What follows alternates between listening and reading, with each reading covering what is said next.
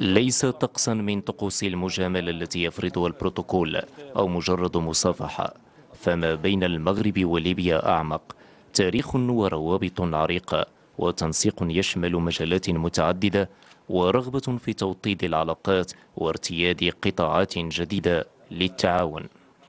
تطرقنا إلى كثير من القضايا، تطرقنا إلى التعاون الثنائي المشترك في شتى المجالات الاقتصادية والتجارية والجانب الاستفادة من المغرب في الإمكانيات العمالية، وأيضا تطرقنا للعلاقات السياسية بين المغرب وليبيا التي نسعى إلى ترسيخها وتأكيدها وتطويرها.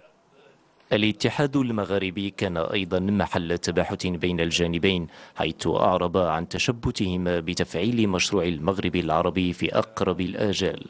نرى أن في هذا الوقت ينبغي أن يتجدد دوره ويتطور، وأن ينحى منحا جديد بعد ما حدث في تونس وفي ليبيا بالذات. هذه نقلة جديدة أدعى لأن يكون هذا الاتحاد أكثر فعالية وأكثر قدرة على الأداء وأكثر قدرة على تحقيق التعاون المشترك بين بلدانه، الذي ينبغي أن يترجم إلى رؤية واقعية تنموية تخدم الشعوب. الجانبان تناولا كذلك موضوع منظمة دول الساحل والصحراء التي يوجد مقرها بليبيا، وأجمع على ضرورة تفعيلها وتطويرها وتقوية التعاون بين أعضائها في المجالات الأمنية والتنموية.